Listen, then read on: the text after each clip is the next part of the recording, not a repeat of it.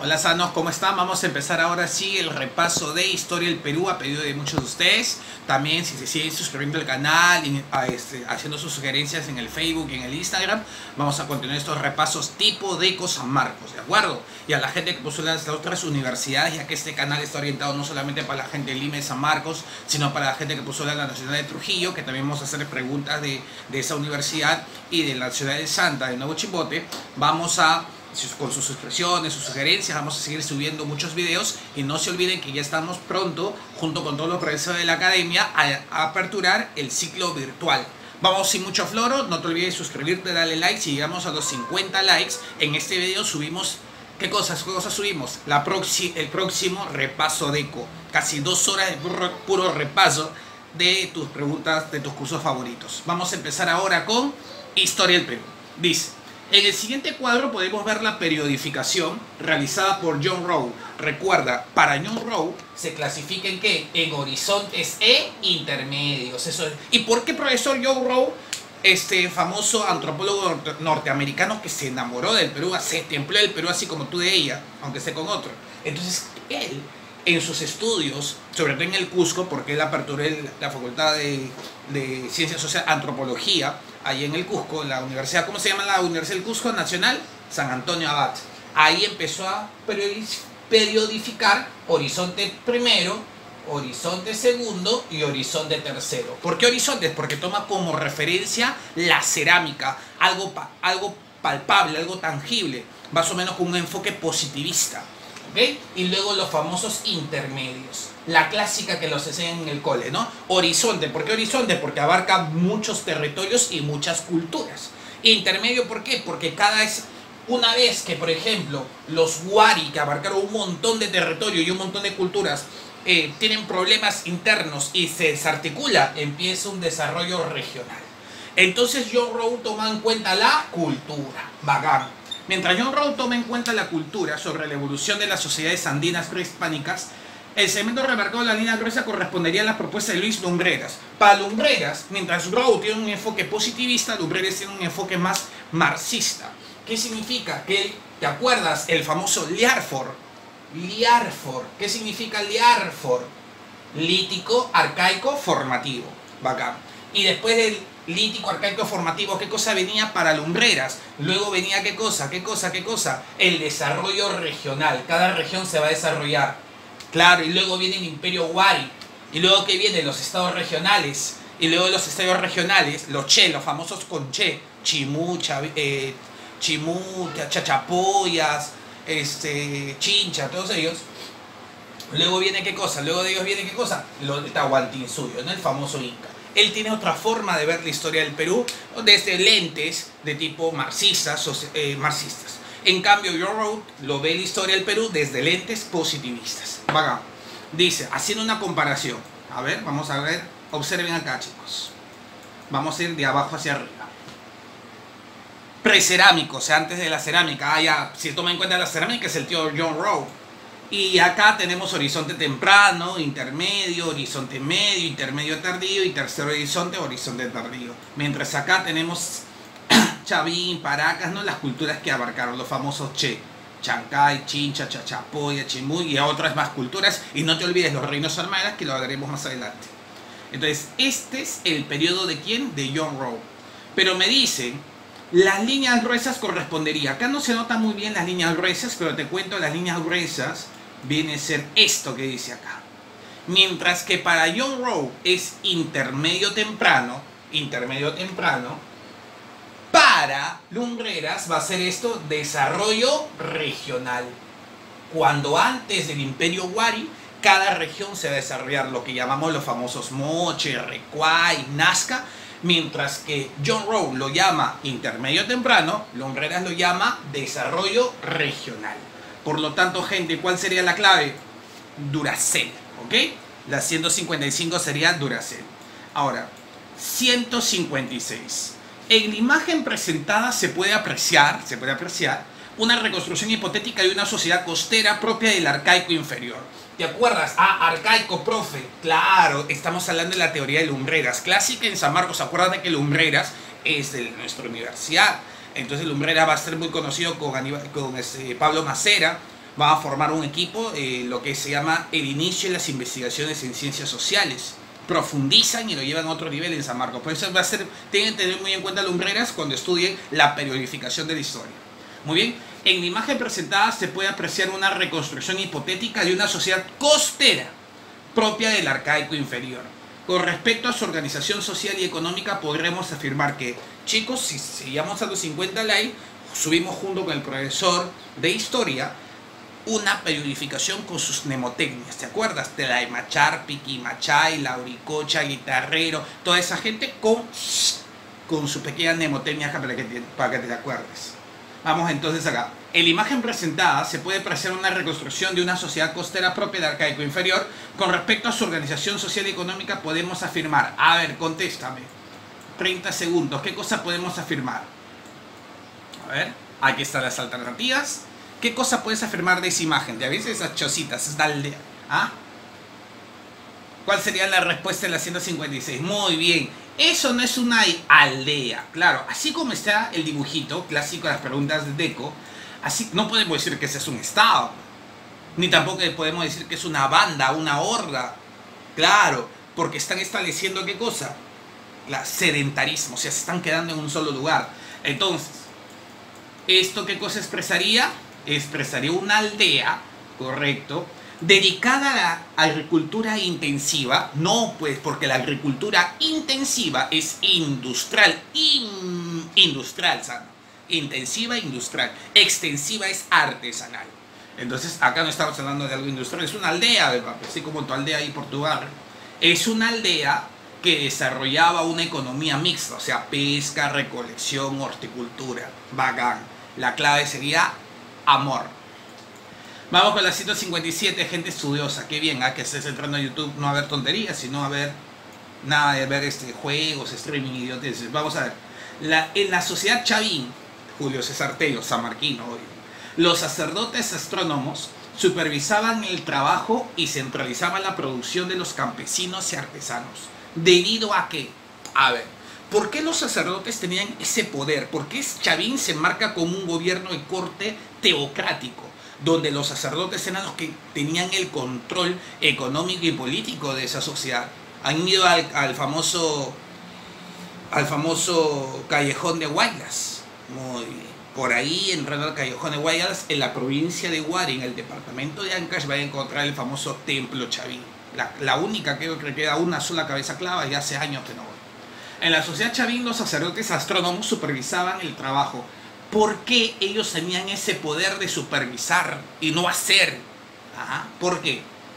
Por la gran producción agrícola que podía... No, no es una causa. El por qué es una causa. Acá eso es una consecuencia.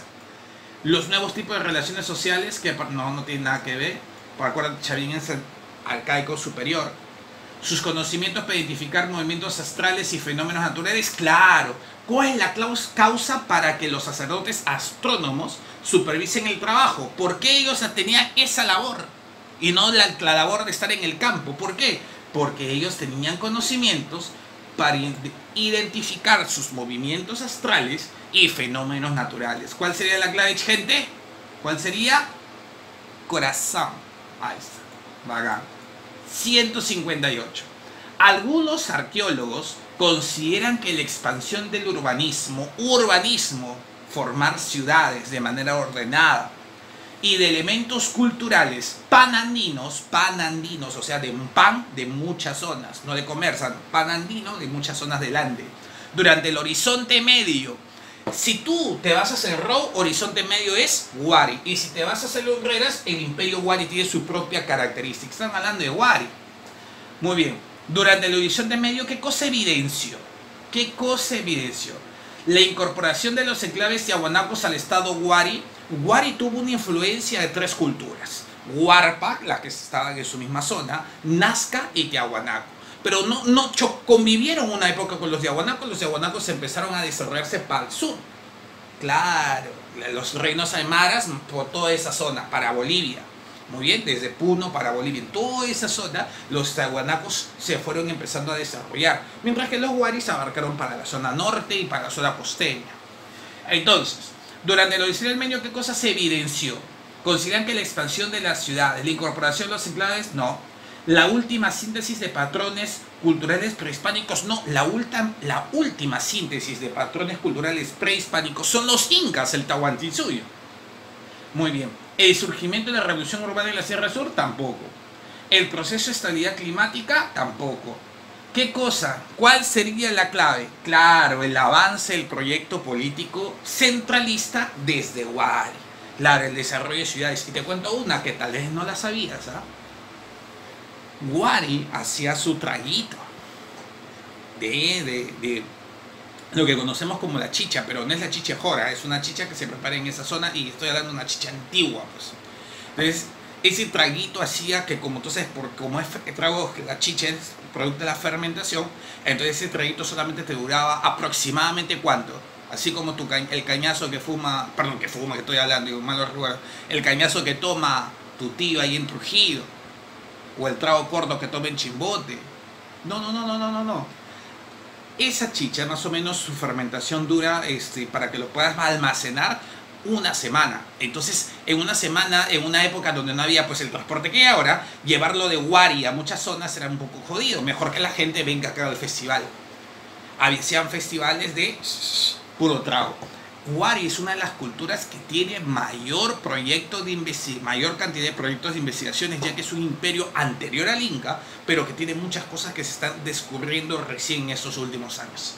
Muy bien, sigamos. 159. Dentro del imperio del Tahuantinsuyo, a las tierras del sol eran trabajadas con el objetivo de... ¿Te acuerdas que en el Tahuantinsuyo habían 3 tierras, Perú? ¿Cuáles eran las 3 tierras? Las tierras del pueblo, del Ayllu, donde cada familia las trabajaba, las tierras del Inca, que eran para satisfacer ¿a qué? A la nobleza inca, a los guerreros, y las tierras del sol, que era para los cultos. Muy bien, era para los cultos, ¿no? Para la gente dedicada al culto a los dioses. Muy bien, dentro del imperio de Tahuantinsuyo, las tierras del sol eran trabajadas con el objetivo de ¿qué? Estamos en la pregunta 159. Tengo que decirte que está entre estas dos alternativas, contéstame. Para mantener a la nobleza y sangre dentro de sus panacas, dentro de su familia, la panaca es la familia real. No, pues no. ¿Para qué? Para obtener ofrendas para la adoración de las huacas. La clave, ¿cuál sería, chicos? ¿Para qué se trabajaban las tierras del sol? Para fines religiosos, ¿no? En este caso para las ofrendas, para la adoración de las huacas. Muy bien, vamos con la 160. Muy bien. No te olvides de regalarnos un like para poder seguir subiendo videos. Y si llegamos a los 150 videos, vamos a continuar con nuestro repaso. 50 likes. Vamos. Luego de que se comprobara la existencia del Tahuantinsuyo, Francisco Pizarro inició el viaje hacia España.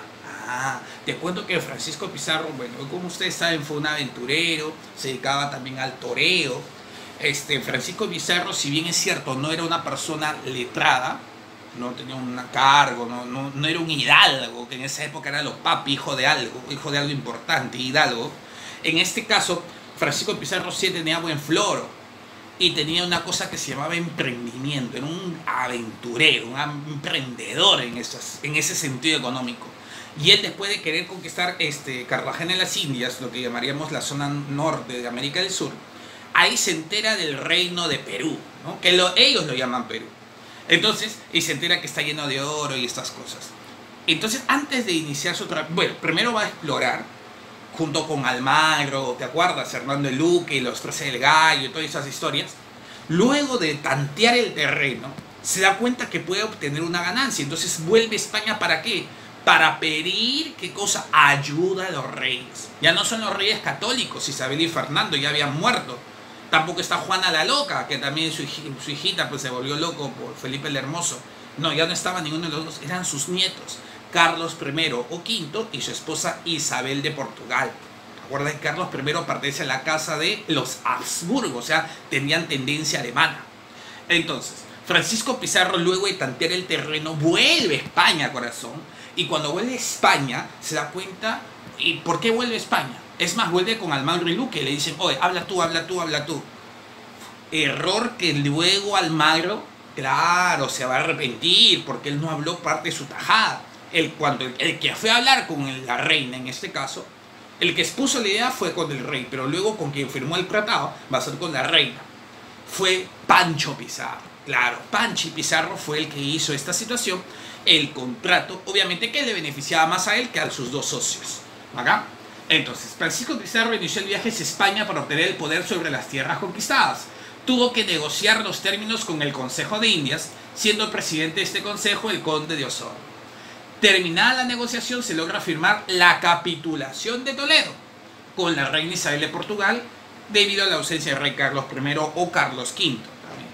Donde uno de los puntos fue, a ver, ¿cuál sería la alternativa? Me parece que ya te las dije el momento en el comentario. Dale, Perú, ¿cuál es la alternativa? 20 segundos. ¿Qué pregunta estamos? 160. ¿Cuál sería la pregunta? ¿Cuál sería la respuesta?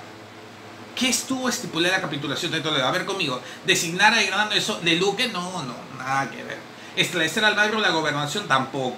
¿Nombrar como máximo representante de la conquista a Diego de No, pues Pizarro fue el que habló. ¿Nombrar marqueses de los Tres del Gallo? Tampoco. ¿Conceder a Panchi Pizarro el privilegio del descubrimiento y la conquista? Claro que sí. La clave en la 160 es enano. Claro, darle a Pizarro, le iban a dar un título de nobleza, iba a tener un sueldo, todo por haber llegado acá a conquistar estas tierras en nombre del rey. Bien, gente, ahora con el chiste 161. Acá, ¿qué cosa dice? La causa principal de la Segunda Guerra Civil entre los españoles. Ya habíamos visto ya que con el permiso de la capitulación de Toledo, con el permiso, la capitulación de Toledo es un permiso que se le da ¿a quién? A Panchi Pizarro. Bien, ¿quién lo da?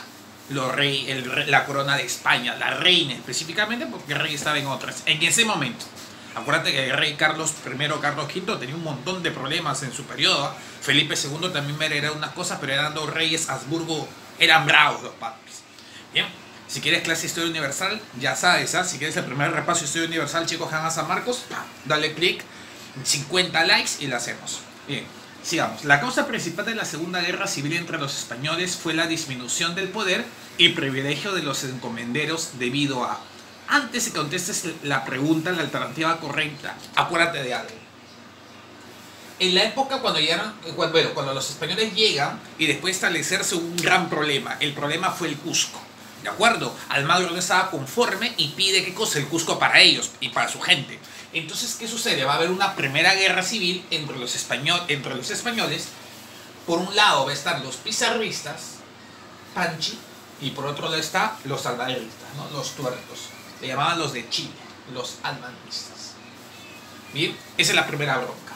La corona mete su cuchara, ¿no? Hace la vaina y les encarga a los encomenderos el gobierno de todas estas zonas conquistadas. Pero los encomendadores empiezan a cometer un montón de abusos. Tanto es así que en España va a haber dos filósofos interesantísimos. Uno, Bartolomé de las Casas, que en todos los libros de historia, inclusive hasta en filosofía peruana hemos visto. El Bartolomé de las Casas le va a dar ideas a la corona para que haya una ley que proteja a los indios, ya que había una pelea filosófica entre Ginés de Sepúlveda y Bartolomé de las Casas. Para Ginés de Sepúlveda los indios no eran humanos, para Bartolomé sí. Y porque como Bartolomé va a decir que los indios son humanos, merecen ¿qué cosa? Evangelizarlos. Entonces, esto viene en la situación. Esta disputa filosófica lo va a dar Bartolomé de las Casas, pero hay otro filósofo que tal vez no te han contado y que si lo buscas en YouTube es fascinante. Se llama Francisco Vitoria, que también afirmaba posturas muy similares a Bartolomé de las Casas. Esto hace que la corona saque una medida interesante. 3 medidas según. Primero, la creación del Virreinato del Perú. Obviamente eso iba a chocar a los encomenderos.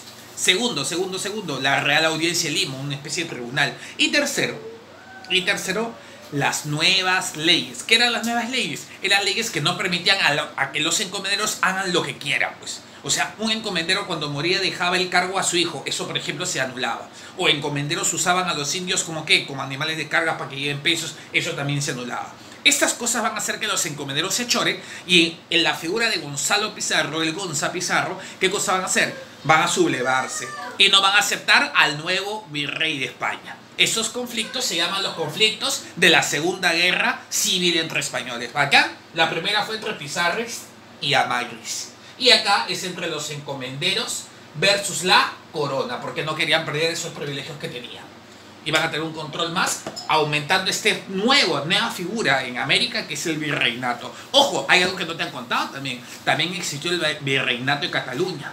Ojo, virreinato no es colonia, y hay que tomar en cuenta bien las diferencias. Bueno, continuamos. Entonces, ¿cuál sería la clave, chicos? A ver, ya les he dicho, ¿cuál sería la clave? La mala interpretación de la capitulación de Toledo, para nada. ¿Por qué? Porque eso te está referido con Pizarro, y en esta época, en la Segunda Guerra Española, ya Pizarro ya era polvo ya. La influencia de Bartolomé en las Casas puede ser, pero la cosa principal fue la promulgación, eso es, de las nuevas leyes de las Indias en 1542.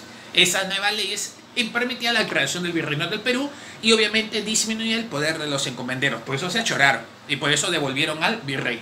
¿Cómo se llamó el virrey que envió la corona, el primer virrey del Perú? Déjanos en los comentarios y tenés tu premio. Vamos. ¿Realidad política de los socios? No, pues los socios ya Hernando de Luque ya era huesito, ya ni hablar de Almaguer. Continuamos, 162. Dale, Perú. Creo que esta pregunta acá mismo tiene su clave, ¿ah? Las otras claves creo que están por demás, porque acá dice: durante el virreinato peruano, la corona española estableció una diversidad de impuestos que buscaban sobre todo beneficiarla. Entre ellos destaca el almajorifazgo. Almajorifazgo. Ese impuesto me acuerdo. Vale. Que se aplicaba ¿a qué?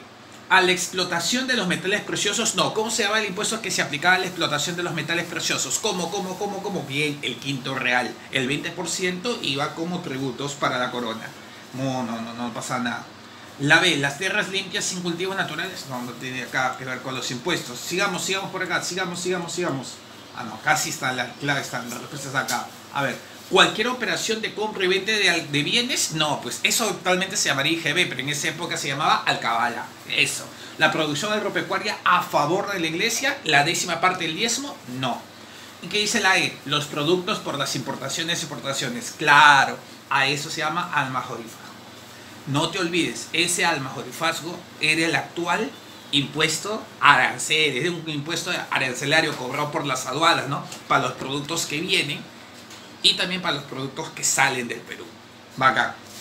No te olvides, almajorifazgo es como si fuese, claro, los aranceles, en términos modernos, ya pues. Continuamos, vamos bien gente estudiosa, así vamos con la 163 guapos.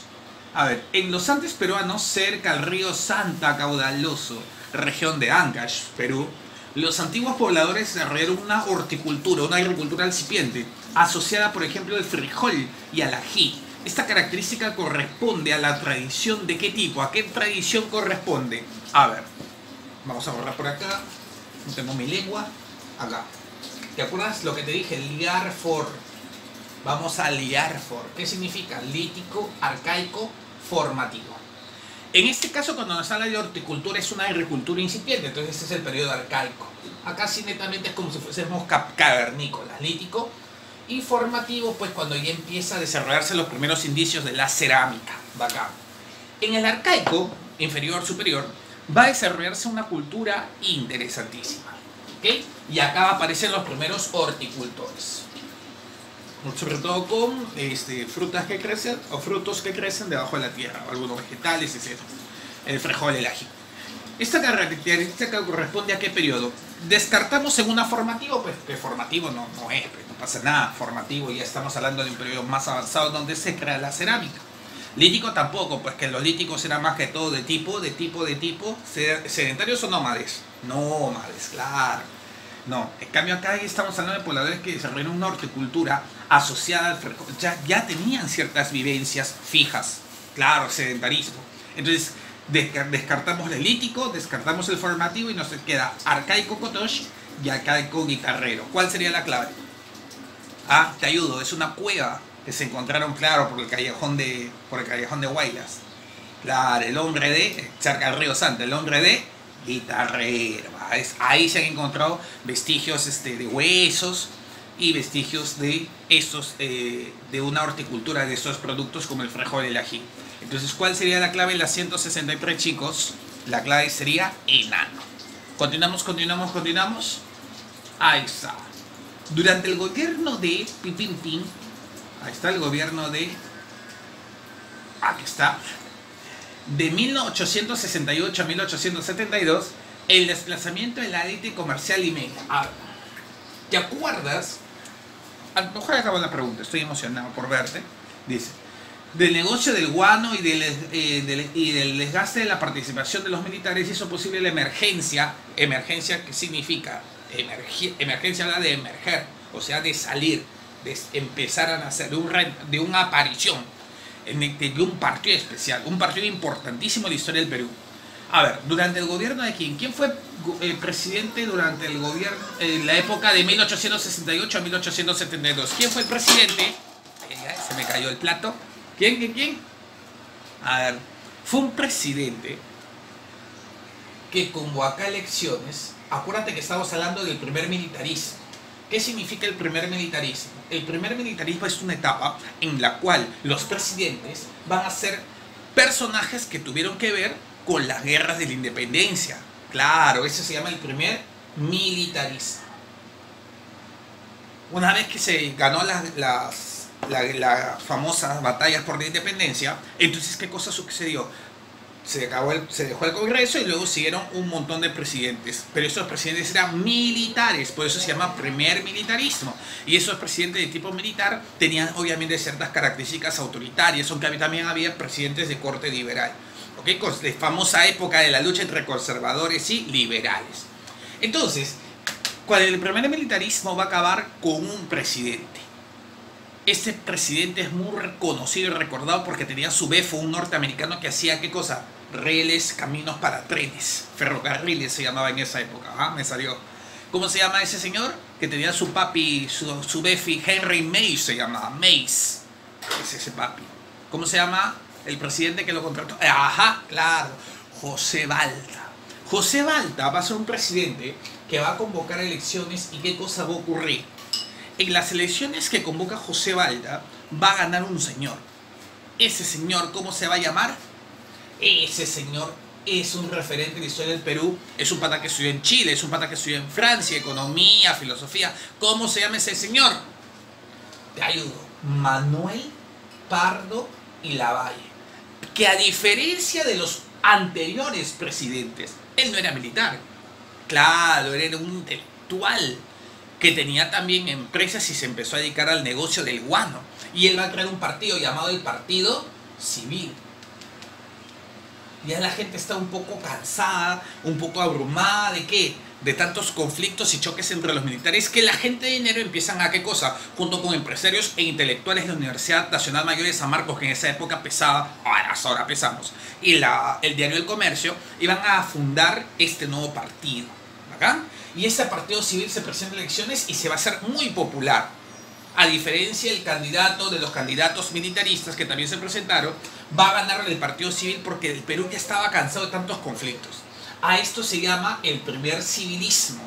Entonces acá tenemos una lucha entre el militarismo y civilismo. Es tanto así que los militares algunos no van a aceptar. Algunos se aceptan el resultado y otros no lo aceptan. Los que aceptan, por ejemplo, es el papi Miguel Grau, Aurelio García.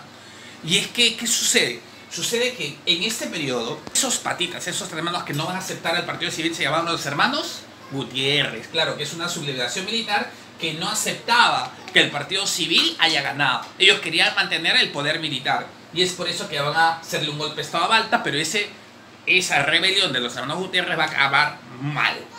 Muy bien. Entonces, bacán, ¿cuál sería la clave? Entonces, Balta, partido civil. Durante el gobierno de eso, la élite comercial limeña del negocio del guano empezó su participación política con este famoso partido civil, que va a tener su auge en la República Aristocrática. Y justo nos vamos a la 165, que nos hablan del modelo económico que predominó en la República Aristocrática. La República Aristocrática más o menos duró 20 años, 20 añazos. Y fue un modelo basado en la explotación de materias primas. ¿Qué significa? Sacamos, ¿qué cosa? Minerales. Sacamos de los animales su lana, su leche. Sacamos de la tierra la parte de la agricultura. Sacamos los productos agrícolas y los vendemos al exterior.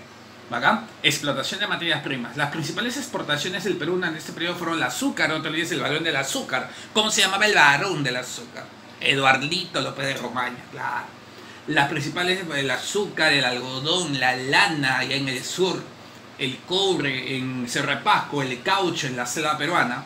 A partir de este texto, ¿qué cosa podemos afirmar? A ver, dime la respuesta. Te escucho. Vamos, gente, 50 likes y subimos un nuevo video. Así, puro deco total, un repaso de 2 horas como se debe ser, para que vean las preguntas y las plan. Si quieres, darle play. ¿Cuál es la respuesta? Bien, la C. La economía peruana fue de carácter primario. ¿Por qué primario? Porque se dedicaba a extraer recursos naturales y exportadora y lo vendía al extranjero. En esta época, la gente peruana le daba un cambito a ese azúcar, o sea, le echaba químicos. No le daba el valor agregado. Se encargaba más que todo de extraer y de vender. Bacán. Eso se llama de carácter primario exportador. Ahora seguimos sobre todo así con la mina. Acuérdate que el dinero que recaudamos a través de la minería representa más o menos el 50-60% de ingresos que tiene el Estado. Bueno, vamos a continuar. Sigamos, gente estudiosa, sigamos. 166. Durante el tercer horizonte. A ver. Primer horizonte, ¿te acuerdas? Chavín. Lo que habíamos hablado con John Rowe al inicio. Primer horizonte, Chavín. Segundo horizonte, horizonte medio, Huari. Y el tercer horizonte, los incas. Muy bien. O sea, durante el tercer horizonte, no te olvides, los incas, ocurrieron los siguientes acontecimientos. Vamos a ver Perú. A ver si ocurrieron los siguientes acontecimientos. Atentos, atentos. A ver, aquí está. Los huarpas se establecieron en el Valle del Cusco. ¿Qué dice? ¿Qué dice tu corazón? No, pues no pasa nada, profe. Los huarpas vienen establecidos. Los huarpas son una cultura antesora ¿de qué? De los huari. Ya le habíamos hablado ya. La 1 descártala. Los huarpas se establecen en la zona del actual Ayacucho. Los incas asimilaron los aportes de la cultura. Obvio, los incas sintetizan todos los aportes culturales, inclusive hasta los del norte con los chimús, cuando conquistan los chimús. La 2 es correcta. La 2 es verdadera. 2 es verdadera. Vamos con la 3. Huayna Cápac logró la máxima expansión del Guanahuantinsuyo. Obvio. ¿Y Huayna Cápac era papá de quién? Déjame en los comentarios. ¿Papá de quién era Huayna Cápac? Conocido, de 2 hermanitos importantes en la historia del Perú. Muy bien. La 3 también es verdura. La 4, el Tahuantinsuyo, el Tahuanti, se expandió por el norte hasta Cuyo. No tiene nada que ver. Completamente falsa. Y la 5, en la costa norte los incas conquistaron a los chimús. Recontra verdura. Una gran lucha. 2, 3 y 5, de la cual asimilaron su orfebrería, el arte con los metales. Bien, ¿cuál sería la respuesta entonces? Durazno, duro y asno.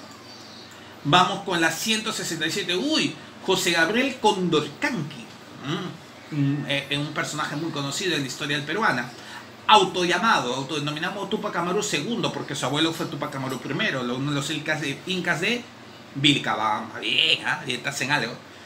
Que fue el líder de una gran rebelión de 1780 al 81. Saca tu cuenta, ¿son o no son 40 años antes de la independencia? Claro, unos 40 años antes de la independencia ya había esta bronca. Y había rebeliones indígenas, como rebeliones criollas de los hermanos Payardelli. Bien. Señala a continuación 2 de las causas que lo motivaron a rebelarse contra el dominio colonial. Es una gran pregunta que mucha gente se hace. ¿Por qué se rebeló Tupac Amaru? Hay muchas teorías. En este caso el problema es historiográfico. Lo que sí te tengo que decir es que Tupac Amaru, por ejemplo, fue criado por jesuitas. Tuvo una educación. Él no era un indio cualquiera. Él era un indio fashion. Ojo, tenía así sus bobitos, así como a los Cervantes, su bastoncito, sus medias. No se juntaba con la chusma. Él era un indio, pero facho. Además hablaba quechua y también hablaba español. Pues coño, pues hombre, pues no jodáis. Así hablaba Tupac Amaru, hablaba con el ceceo. Claro, es que habías tenido costumbres muy españolas. Entonces, ¿qué pasó? Tupac Amaru va a ser partícipe de una época llamada las Reformas Borbónicas, donde en España, en la corona, los Habsburgos, o sea, los austriacos, van a salir del poder del trono español y van a establecerse ahora los franceses. A ellos se llaman los Borbones. Ahora la dinastía Borbón, o sea, de ascendencia francesa, va ahora a tomar el control y van a hacer una serie de reformas. Una de las reformas le perjudicaba a Tupac Amaru, ya que Tupac Amaru, como te digo, él no era un indígena cualquiera, era un indígena noble. A eso se llama, muchos de ellos eran los famosos caciques o curacas. Bien, caciques o curacas. Y Tupac Amaru, como era un cacique, ¿qué cosa pasaba con él? Tenía un negocio, él era arriero, o sea, transportaba mercadería que venía del Callao, de Lima, de la Sierra de Lima, hacia la parte de Bolivia, y ese era su negocio. Por eso durante muchos años él no se rebeló, porque vivía bien. Pero estas reformas borbónicas lo jodieron. ¿Por qué lo jodieron? Porque crearon el virreinato del Río de la Plata con Buenos Aires y permitieron ¿qué cosa? Aunque bueno, el virreinato que estaba anteriormente, pero el puerto de Buenos Aires se habilitó igual que el puerto de Valparaíso en Chile. ¿Y esto qué ocasionó? Ocasionó que claro, pierda su comercio, sus negocios van a tener una baja porque ya no era necesario llegar hasta Bolivia por el Callao, sino poder llegarlo por el mismo Buenos Aires, que es más rápido, más económico. Entonces eso originó que muchos curacas se empiecen a rebelar. A esto sumado, a eso tienes que sumar la famosa, lo que se llama el reparto de mercancías. ¿Qué es el reparto de mercancías? Es cuando los españoles obligaban a los indígenas a tener mercancías, a tener productos que inclusive ellos no querían, pero tenían que tenerlos. Esa obligación se le conoció como el reparto de mercancías. Más el tributo indígena, lo que se llama el yanaconaje, el tipo de esclavitud, esto ya se hizo cada vez más insoportable. Entonces esto va a ocasionar que Túpac Amaru empiece una serie de rebeliones. Vamos a ver. ¿Cuáles fueron las causas entonces? La 1, no, pues ¿qué tiene que ver las reducciones de indios? Eso fue hace unos 200 años antes, con la creación del virreinato. Ahí mismo nomás con el tío Toledo, virrey Toledo, se hizo las famosas reducciones. No, a uno no pasa nada. Reparto forzoso de mercancías, ya te expliqué. Obvio que sí, esa fue una de las causas principales para que Túpac Amaru se achore. La 2.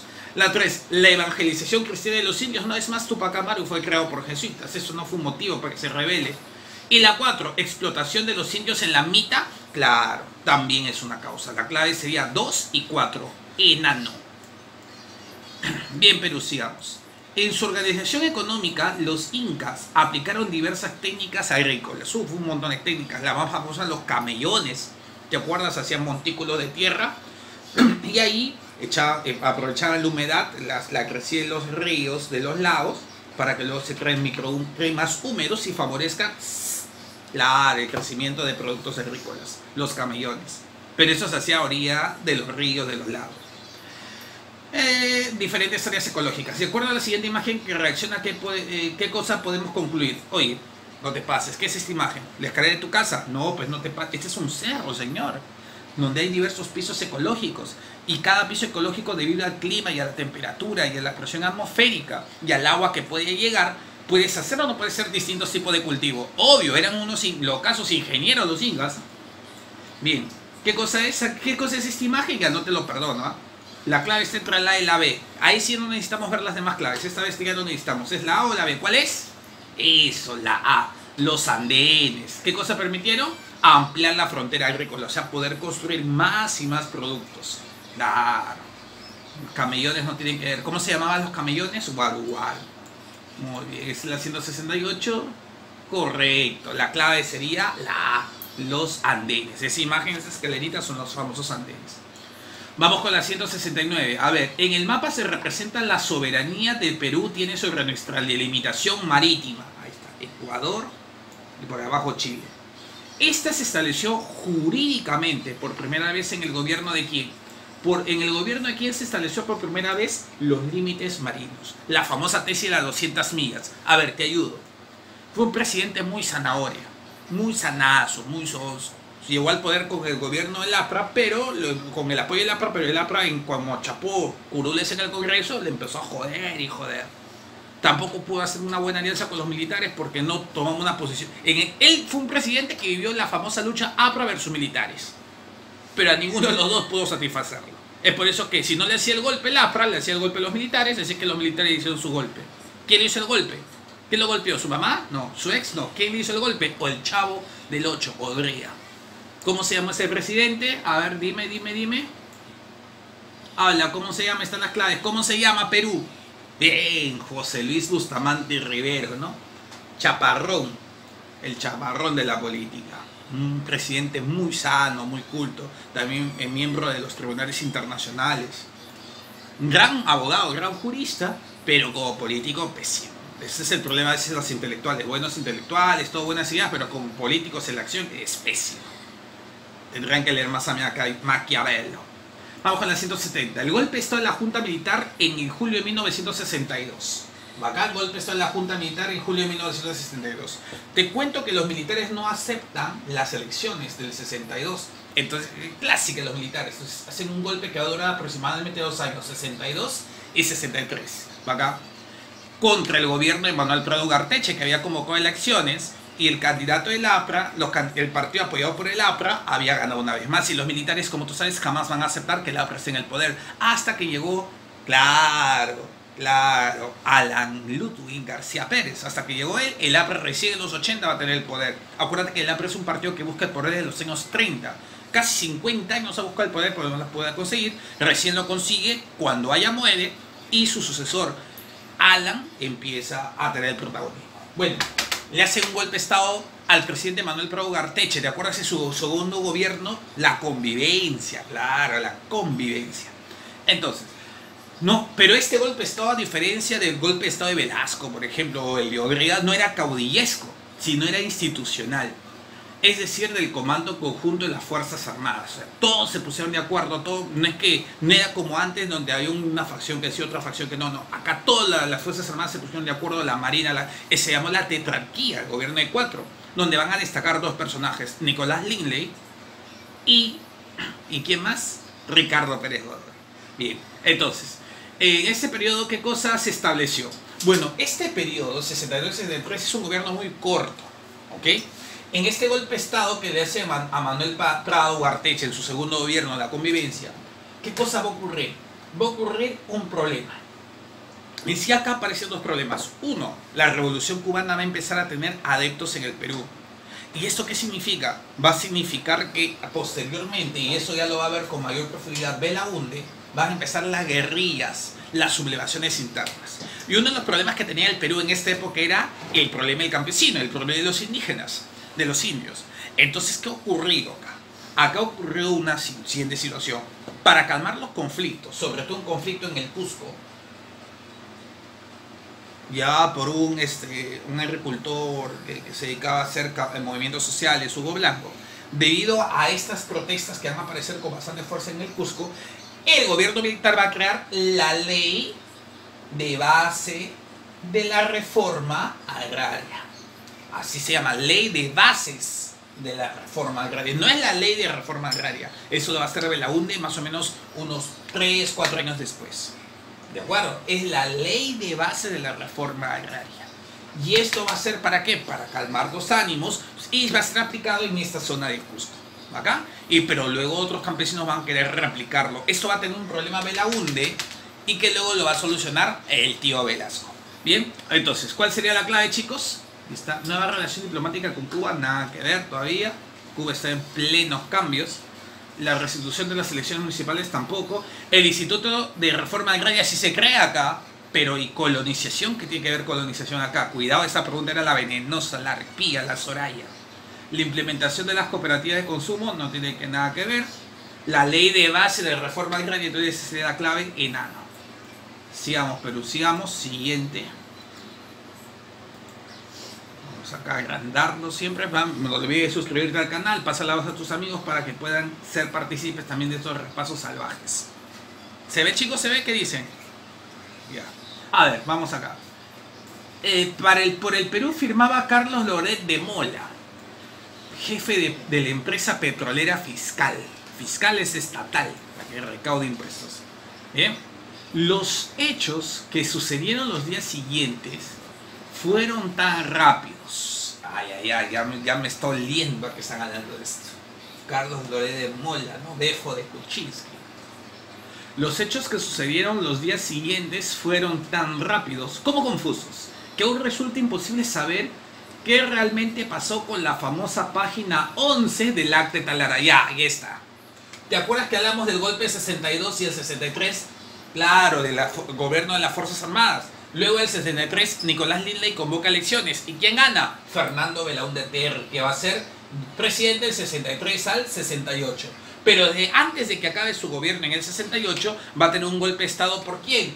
Este es el gobierno del tío Belaúnde. Si quieres un video, vamos a hacer una serie. Si es que llegamos a los 2000 suscriptores, vamos a hacer una serie así bacán, con música incluida, clases puras de Perú republicano. Acá, el tío Belaúnde, ¿qué cosa va a ser mi tío? Va a ser presidente, pero durante su último año de gobierno va a haber un problema interesante con la International Petroleum Company.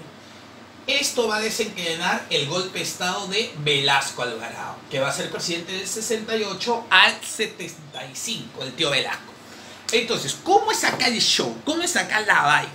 Lo que sucedió es que Velasco va a dar pues, a sus ministros la potestad de establecer un nuevo contrato, muy bien, con la IPC, para renegociar el contrato. Pero ¿qué cosa sucede? Sucede que en ese contrato, que tiene muchas páginas, hay una página que no se encuentra y justo esa página, muy bien, es la que tiene que ver con el pago que se va a hacer. Dice, la IPC, la International Petroleum Company, la empresa extranjera norteamericana que se encargaba de sacar el petróleo, retendría, o sea, mantendría la refinería de Talara, entre otras fases del negocio. Sin embargo, a casi un mes de la suscripción, Loret de Mola declaró públicamente que faltaba la página 11, en la que supuestamente se pactaba el precio del barril con el que debía la IPC comprarle a la empresa petrolera Fiscal, que asumía el complejo de la Rey y Pareñas. O sea, acá hay eso se llama una sociedad mixta, Estado versus, en este caso, la IPC. Pero ¿qué pasó? Justo en la página 11 no estaba detallado, estaba detallado el precio, pero no aparecía en la página. Esto va a ocasionar que Velasco Alvarado, que en esta época era el jefe de toda la Marina, el Ejército, de la Fuerza Aérea, o sea, jefe del Comando Conjunto de las Fuerzas Armadas, o sea, los tres unidos.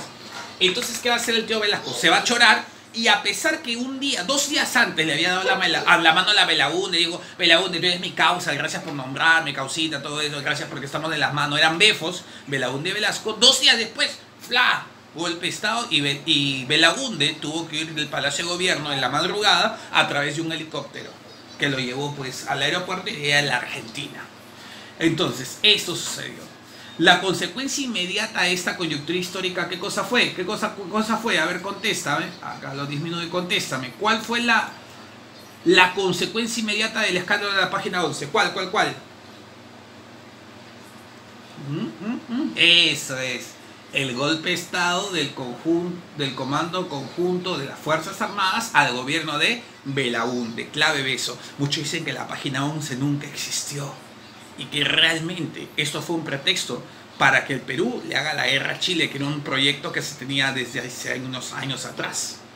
¿Quién sabe?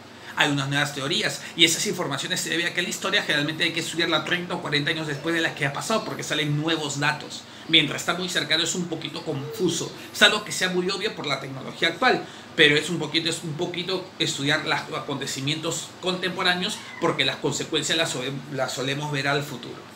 Muy bien, y otros dicen que la página 11, como estaba mencionando, nunca existió. Por ejemplo, hace poco se descubrió que Velasco no solamente expropió, sino que después por lo bajo se pagó. Fue un negocio. Entonces hay de todo para todos los gustos. Vamos a ver. El Chavo el 8, el general Manuel Arturo Odría, gobernó el Perú entre el 48 y el 56. Asumió el poder luego de dar el golpe de estado a Bustamante, ya te dije ya, al que ni chicha de limonada, al encabezar la llamada Revolución Restauradora en Arequipa. Con este acto restauraba a la oligarquía, en el poder. Sin embargo, en el campo social, su gobierno, ¿por qué se caracterizó el gobierno del tío Manuel Arturo Odría? ¿Cuáles fueron sus características? Primero, impulsó la educación mediante la conformación del Fondo Nacional de Educación. Claro que sí. El tío Odría va a crear el Fondo Nacional de la Educación. La 1 es verdadera. Okay, vamos a borrar acá. La 1, papi, es verdadera. 1, eso es. La 2, promulgó la ley del Yanaconaje a favor. ¿Cómo el yanaconaje va a ser a favor de la población indígena? Falso. La 2, falsaza. Vamos con la 3. Se produjo la intensificación del proceso de Lima. Correcto. Con Odría aparece la cholificación. Muy bien. Soy un muchacho provinciano. La metió Chacalón. Entonces aquí tenemos la 3. 4. Impulsó una educación secundaria y apoyó la educación superior. ¿Qué dicen, chicos? También. Impulsó la educación secundaria y apoyó la educación superior. Inclusive creó el Día del Maestro. Y finalmente, ¿se creó la ley del salario mínimo? No. ¿Qué presidente decretó por primera vez la ley del salario mínimo en el Perú? Que no te la sabes. Pregunta Saya Treza. ¿Cómo será el presidente que instauró por primera vez la ley del salario mínimo en el Perú? Inclusive fue el primer presidente en Sudamérica. Claro, Manuel Prado, Manuel que estoy hablando, José Pardo y Barrera. José Pardo y Barrera. ¿Bien? Continuamos Perú, sigamos gente estudiosa. Vamos con el chiste número, acá, sigamos, 173. Disminuimos, aquí estás. No te olvides suscribirte al canal, suscríbete, no seas así. 50 likes y subimos el siguiente video. Bien, si quieres también puedes repasar Filosofía de Eco, que es uno de los videos anteriores de hace unos días, ahí para que repasemos todos juntos, pura práctica tipo San Marcos. El mayor centro ceremonial era arcaico superior, lítico, arcaico, formativo. Todavía no había cerámica, pero ya tenían establecimientos fijos. Destacó por su alta planificación arquitectónica, tuvo una dirigencia religiosa y fue el principal integrador de los intercambios Valle de Supe, Norte de Lima. Y si estamos hablando de Norte de Lima, solamente puede ser algo descubierto por la gran arqueóloga, Ruth Shading. ¿Cómo se llama? San Martín, obviamente. Claro, Caral, una de las ciudades más antiguas del mundo, una de las culturas más antiguas. Es un debate si llamarla cultura o no, todavía es algo reciente, recién se ha descubierto, no más de 20 años, y Caral, pero viene a estar a la altura de las grandes civilizaciones de la antigüedad, como Egipto, como Mesopotamia. Ya le da al Perú un nombre ya más de centro, de patrimonio cultural de la humanidad. Orgullosos, obviamente, la gente de Supe. Ahí está, la cultura Caral. Bien. Arcaico superior. Seamos Chavín es formativo en los ojos de Lumbreras y en los ojos de John Rowe. Claro, en los ojos de John Rowe es horizonte temprano. Dice, Chavín en un estado teocrático opresivo, cuyo centro administrativo estuvo en el valle de Huachexa y Mosna, que utilizaba el terror, las cabezas clavadas, el asomo monolítico, la estela de Raimundi, controlaba el jaguar, y controlaba a la población y se apoderaba de que las comunidades agrícolas se entregaban como ofrendas. ¿De qué se apoderaban estos curas, estos sacerdotes? ¿De qué se apoderaban? Claro, de los excedentes productivos. Ellos controlaban, mientras ellos a través de ese terror, de esta teocracia, como conocían los movimientos astronómicos y los ciclos que había en la cosecha-cultivo, entonces se cargaba de los excedentes productivos. Seamos, el doctor Mas-Ulen fue el primero que inició el estudio de las culturas pre-incas, correcto, lo que es considerado el pionero de la arqueología, pionero en nuestro país. Propuso una primera periodificación en etapas que el arqueólogo de la Universidad de California, John Rowe, en 1968 clasificó como que, no te lo perdono, 20 segundos, 20 segundos, menos 10. Suscríbete al canal, entra a nuestro Instagram para que entres a las encuestas y veamos qué temas vas a querer. ¿Cuál? Claro, los famosos, ¿cómo se llama? Horizontes e intermedios. No te olvides, John Rose, horizontes e intermedios. 175, ¿cuánto sale? Alcohol. Vamos, 176. Durante el periodo lítico, ¿te acuerdas una vez más? Mira, a San Marcos le encanta meter la teoría de Lumbreras. Liarfor. Vamos a Liarfor. ¿Qué significa lítico? Es el primer periodo, el más antiguo, cuando estamos ahí como cavernícolas. Durante el periodo lítico surgieron las primeras comunidades en los Andes. Entre ellas destaca una tradición cultural de cazadores altoandinos que se desarrolló en la región de Huánuco. Ya, con esa ya la tiene. Huánuco. A ver, siguiente. Ahí está. A continuación se muestran imágenes vinculadas a ella. Ahí está. Mire estas imágenes. Restos humanos en algunas cuevas. Los restos líticos. Arte rupestre en las cuevitas. Ahí estamos hablando como cavernícolas. Y hay una más que te voy a ayudar. Ahí está. ¿Cómo se llama eso? ¿Cómo se llama eso? No sé, la imagen corresponde a... Oye, la bebé. Ahí sigamos. ¿Cómo corresponde eso? Lauricocha. Bien, el hombre de Lauricocha. Continuamos. 177. Conmigo, Perú, conmigo. El rol de la mujer en la época prehispánica fue un tema poco estudiado entre los arqueólogos, obviamente, peruanos, debido a gran parte de la escasa presencia de mujeres en las tumbas de la élite. Estamos hablando de la época preincaica. Pero sin embargo, el todo cambió a partir del descubrimiento de la tumba de las sacerdotisas de San José de Moro, en Anca, en Lambayeque, y la señora de Cao, en la Huaca el Brujo. Uy, la señora de Cao fue todo un suceso para la gente de la zona. Saludos para la gente de Lambayeque, Ferreñafe. Uf, qué rico se come por ahí. Chiclayo. A ver, desde el año 1991 se ha descubierto y excavado numerosas tumbas de mujeres pertenecientes a la élite gobernante mochica. A la élite gobernante, o sea, no es cualquier mujer, no están en la élite. Estas mujeres fueron enterradas como objetos que aparecen en las representaciones de ceremonias moche. Acá, o sea, estas mujeres fueron enterradas en ceremonias, por su importancia, me imagino. Las excavaciones arqueológicas donde se encontraron las tumbas de las sacerdotisas demuestra, ¿qué cosa demuestra? ¿Que las mujeres moche no tenían poder? No, sí tenían poder, pues. Por eso tenían ceremonias al momento de morir. Las mujeres tenían cargos políticos, o si es una cosa que se puede deducir. Los prejuicios machistas de género, no, estupideces. La tradición moche utilizaba a las mujeres solo en actividades domésticas, no, pues si no, no tenían ceremonias, actos ceremoniales. Las mujeres moche eran enterradas comúnmente en forma, no, en forma austera, no. La señora de Caos la señora de Caos muestra eso, que las mujeres mantenían cargos y tenían poder en la organización mochica. ¿Cuál sería la clave, chicos? Borracho. No te olvides, esa señora de Caos, búscalo, sus videos en YouTube, son fascinantes. Vamos a ver. La cultura chimú se desarrolló en toda la costa norte del Perú, acá. Su centro principal fue una ciudadela muy bonita que está saliendo de Trujillo, camino a las playas de Huanchaco, ahí en esas playas tan hermosas que hay por ahí. Vas a encontrar entre Trujillo y Huanchaco esta ciudadela, ¿cómo se llama? Chanchán. Un conjunto urbano construido con barro en las afueras de la actual ciudad de Trujillo. Identifica la característica que corresponde a esta sociedad. A ver. ¿Qué característica que está acá corresponde a esta sociedad? Ojo, una característica que corresponde a esa sociedad. Chimú, capital, en esa época, Chanchán. Habla, ¿hacían torres funerarias petras para colocar el rostro de sus gobernantes? Nada. ¿Fueron notables ceramistas? No. Sus obras maestras fueron los tumes, sí, pero el tume no es una cerámica, es una obra de orfebrería.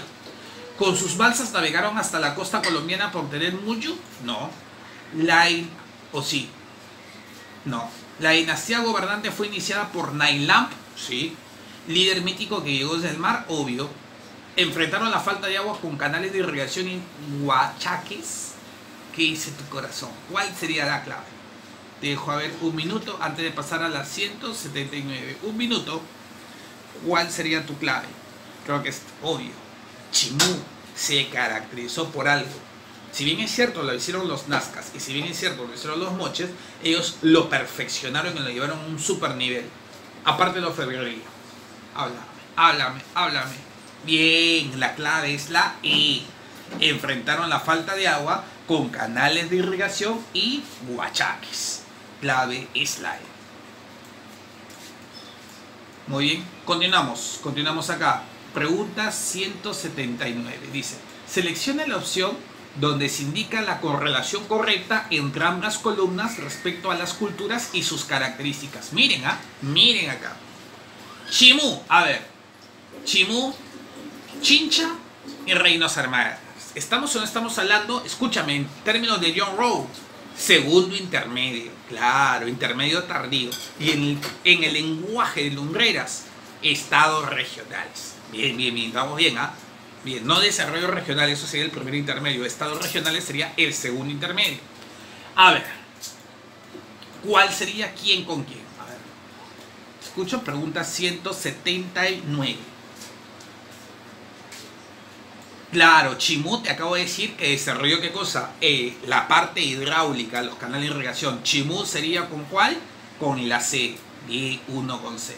Chincha estableció en la costa sur, claro, un famoso dominio comercial. La clave 2 sería B. Vamos a colocarlo. Chimú, C, 1C. Bien. Chincha se encargó de los comercios en la costa sur, 2B. ¿Y qué más? Los reinos aymaras se encargaban de la búsqueda de enclaves agrícolas. ¿Qué es un enclave? O sea, aquí está, imagina mi dedo, aquí está el reino aymara. Buscaba que un enclave agrícola, o sea, en otro reino, buscaba tener hay parte de su territorio, lo buscaba fuera de él. Es como decir, aquí está mi territorio, este es por ejemplo un reino aymara, pero parte de este reino no está en su territorio, sino está en el territorio de otro. ¿Entiendes? Ese se llama un enclave. Entonces, 1C, 2B, 3A. ¿Cuál sería la clave? ¿Cuál sería la clave? ¿Cuál sería, papi? Beso. Una cosita de los reinos aymaras. Muchos de ellos apoyaron a los españoles con ejército, con soldados y con estrategias militares para independizarse los incas. Acá en los reinos aymaras. Gente, vamos ahora con la pregunta 180. Dice: en la batalla de Añaquito, el rey Blasco Núñez de Vela fue derrotado y ejecutado. Acuérdate, primer virrey del Perú, nene. Primer virrey de Perú.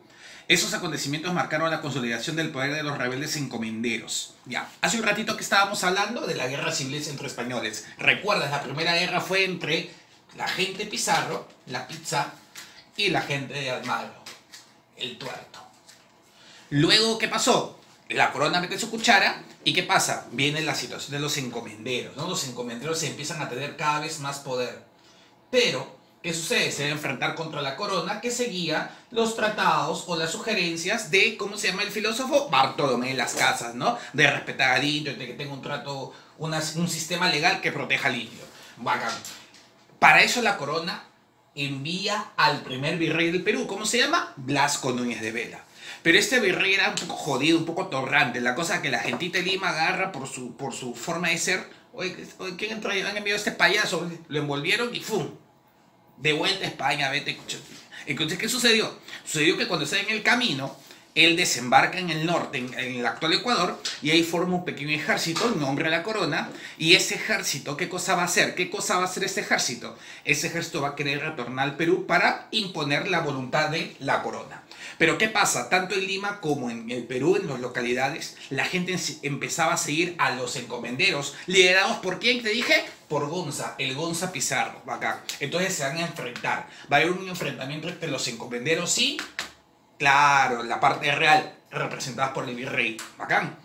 Esta batalla donde va a ganar, ¿quién va a ganar? ¿Quién va a ganar? Los encomenderos, consolidando el poder de Gonzalo Pizarro en el Perú. A esa batalla, ese lugar donde se dio esta batalla se llama Añaquito, obviamente que está a las afueras de Quito, en la zona ecuatoriana. Muy bien, entonces una vez que los encomenderos destrozan a los seguidores del rey, es más, al rey, o sea, que le agarran de un sablazo, uno de los esclavos le corta la cabeza, los encomenderos le ensartan y lo pasean, desmoralizando al ejército que estaba a favor del rey, al ejército del rey. Muy bien. Esta batalla, no te olvides cómo se llamó, la batalla de Añaquito. Muy bien. Esos acontecimientos marcaron la consolidación del poder de los rebeldes encomenderos. Ante tal situación, el virrey fue reemplazado temporalmente por una situación. El real... ¿Real qué? La Real Audiencia. ¿Qué era la Real Audiencia? En esta época la Real Audiencia hacía el papel de, digamos, el poder judicial militar de una determinada zona. Y iba a empezar... Y ahí la corona española hace una táctica, una jugadita. ¿Qué jugadita? Tenía la opción de enviar otro Goku para luchar otra vez. Pero mejor buscó, ¿qué cosa? Un diplomático. Alguien que empieza a hacer tratos. Y ese señor se llamó Pedro de la Gasca. Y Pedrito de la Gasca, un Penn Davis, empezó a hacer, ¿qué cosa? A perdonar a muchos soldados, muchas personas muy ligadas a Gonzalo Pizarro. Y que a condonarles y a ofrecerles tierras a nombre de la corona. Entonces muchos de estos rebeldes traicionaron al Gonza Pizarro, y empezaron a pasarse a las filas de Pedro de la Gasca. ¿Acá? No te olvides eso. Pedro de la Gasca era el representante máximo de la Real Audiencia. Entonces, ¿cómo se llama el organismo que se creó temporalmente para suplir al virrey? La Real Audiencia. ¿Cuál sería la clave? Duracell. Acá. Vamos Perú, vamos, sigamos con todo. Suscríbete al canal, nene, te estamos esperando acá. Vas a encontrar muchos más videos. Y pronto ya vienen las clases virtuales por WhatsApp y también por las plataformas digitales. Chévere. Vamos a ver, 181. El rey Felipe II nombró a Francisco de Toledo el papi chulo de quién, de los virreyes. Nombró al tío Toledo, no tu tío Toledo, el borracho no, sino al virrey Toledo, como el quinto virrey del Perú, de 1569 a 1581, para imponer un modelo de organización política al servicio de la corona española. Elija la alternativa que representa las principales medidas. Gente, ¿cuáles fueron las principales medidas del virrey Toledo? En sí, Toledo ha sido el papi de los virreyes porque hay un antes y un después en el virreinato después de Toledo. O sea, ¿qué cosa origina Toledo? Una de las cosas es la creación de las intendencias, ¿no? Las intendencias se crean o no se crean en las reformas borbónicas. Luego las reformas borbónicas se da esto. Y Toledo es mucho antes. Pues. La 1 no es. La 2, ¿qué dice la 2? Establecimiento de la Inquisición, ¿qué dice tu corazón? Sí, durante la época de Toledo, el virrey, llega la Inquisición a nuestro país. Vamos acá. Sigamos la Inquisición. Sigamos Perú, sigamos. A ver, acá no se nota bien, así es que lo vamos a agrandar. Vamos, aquí está. Creación de las reducciones indígenas. Claro, ¿qué eran las reducciones indígenas? Como los indígenas estaban por todas partes, entonces ¿qué hicieron? Le colocaron una placita, le colocaron una iglesia y los juntaban. A esos lugares se le llamaban las reducciones indígenas. Claro, dejaban muchos lugares, muchos campos desolados porque ya todos quedan reducidos, y es ahí donde muchos españoles empiezan a ser, claro, lugartenientes, empezar a tener grandes territorios. Bien, eso, la creación de las reducciones indígenas también se hizo en el gobierno de Toledo, el virrey, no el borracho. 4. Supresión del tributo en dinero, no, más bien con Toledo los indígenas se empiezan a tributar con monedas. No es supresión, sino es fomento. La 4, falsa. Y la 5, organización de la mita, correcto, sobre todo el obraje y la mita minera. La 5. ¿Cuál sería la respuesta? 2, 3 y 5. ¿Cuál sería tus alternativas, chicos? A la casa. Colchón, corazón. Bien. Vamos, a ver. 182. El gobierno colonial impuso varios tipos de medidas fiscales, ¿bien? Para poder extraer la renta necesaria, el dinero necesario para cubrir los costos de su administración. Establezca la relación correcta entre ambas columnas sobre los principales impuestos virreinales. A ver, eso justo lo habíamos hablado hace un ratito. Solamente acá, acuerda, acá no se han iniciado, acá es A, B, C, D. Retrocede una nomás conmigo. A ver, la alcabala. ¿Qué cosa era la alcabala? Era una especie de IGB. Por comprar o vender cualquier cosa, alcabala. Entonces, la alcabala, la 1. A ver, Perú, la 1. ¿Con quién iría? A ver, ¿con quién iría? ¿Con quién iría? ¿Con quién iría? Vamos. Ahí está. A, B, C, D. 1 con D. La alcabala, ¿qué cosa es? El impuesto de compra y venta al interior del virreinato, el actual IGB. En otros países le llama la IVA. Y haremos el seminario de economía puro deco total, más de 2 horas. Dale, tenemos que llegar a cuántos likes, 50 para seguir subiendo videos. Y almojarifazgo. El almojarifazgo, ¿qué cosa era? Las aduanas, ¿se acuerdan? Los impuestos por vender productos al extranjero y por comprarlos. ¿Cuál sería entonces? ¿2 con quién sería, papi? ¿2 con quién? Ahí está. Impuesto aduanero de importación y exportación. A, B. 2B. Continuamos. El diezmo. El diezmo era un pago que se le hacía a las iglesias, ¿no? La 10ª parte, para poder mantenerlas. Entonces, era el pago sobre la producción agropecuaria a favor de la iglesia. La 3 con la C. Acuérdate que estamos pasándonos una letra. A, B, C. 3 con C. Y finalmente la 4, el quinto real, era un pago sobre los metales a favor de la corona. A favor del tío coronavirus, no, o sea, corona española. ¿Cuál sería? 1D, 2B, 3C, 4A. Vamos a ver. Con fe las claves. Con fe. 1D, 2B, 3C, 4A. Clave, enamorado. Estúpido. Vamos con la número 183, Perú. Respecto al periodo de la historia prehispánica, antes de los españoles, denominado intermedio tardío. A ver, recuerda, intermedio tardío, John Rowe. Horizonte temprano. Luego viene segundo horizonte, horizonte medio, y luego viene horizonte tardío. Estos son los horizontes. Horizontes. Bastantes territorios. Y luego vienen o no vienen los intermedios. Intermedio temprano. Chimú que estoy hablando, Nazca y Mochica, los moches, Recuay también. Y acá viene otro, intermedio tardío. En este caso nos hablan del intermedio tardío, los Chepe, los Che y los reinos aymaras.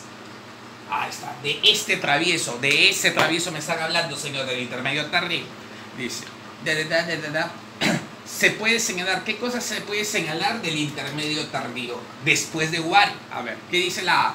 ¿Se desarrollaron varios estados regionales en la costa y en la sierra? No puede ser, sí, la A es posible. Estamos, ¿qué pregunta? 183. La A es posible.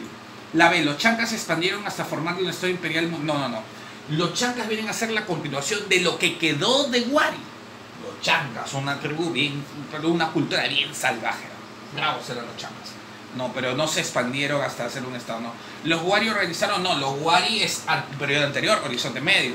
Ese periodo recibe otros nombres como, por ejemplo, primer desarrollo regional. No, el primero regional es el intermedio temprano, no el intermedio tardío.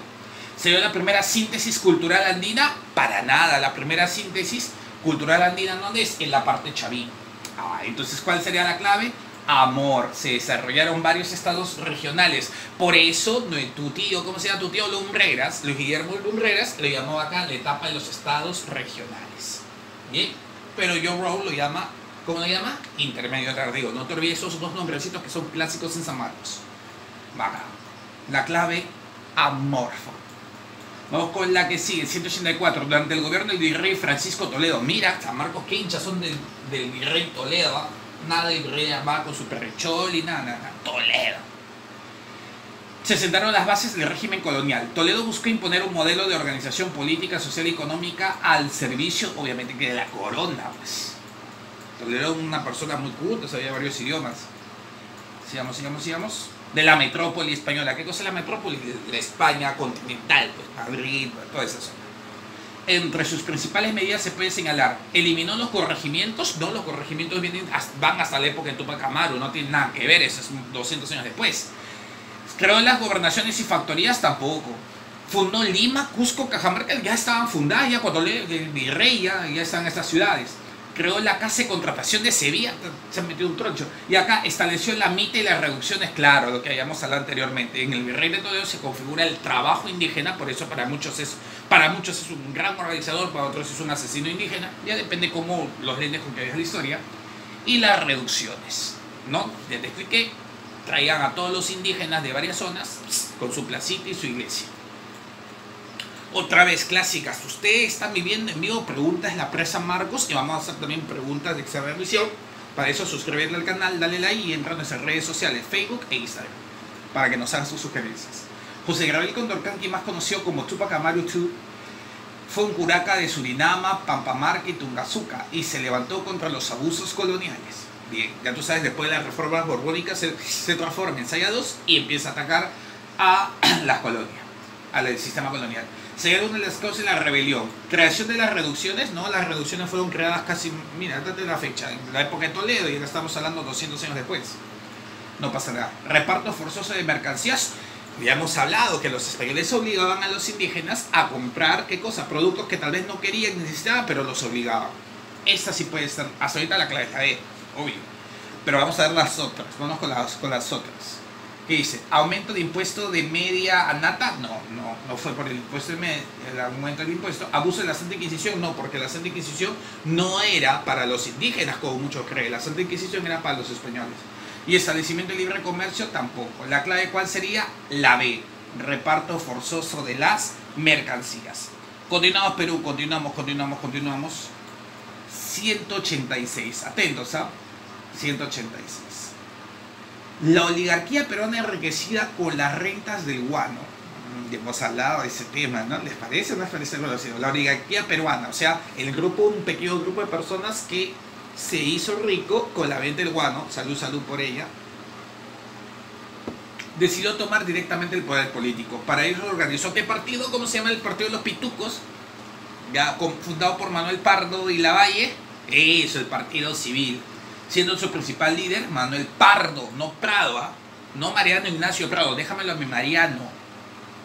Es Manuel Pardo y Lavalle, quien recayó la responsabilidad de llevar las riendas del Perú durante una parte del periodo denominado el primer civilismo. ¿Cuál sería la clave entonces, chicos? A ver, míralo, la 186. ¿Cuál sería la clave en la 186? ¿Lo vieron o no lo vieron? Claro, civil, Pardo, primer civilismo del 72 al 79. Like. La clave, colchón. Siguiente.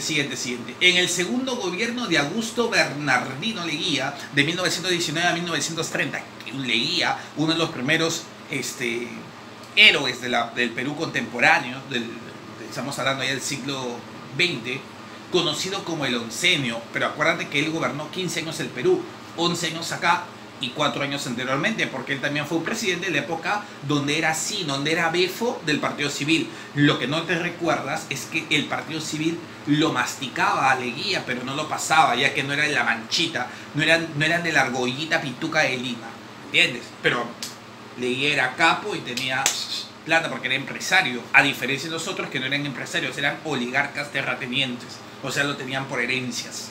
Mira qué diferencia.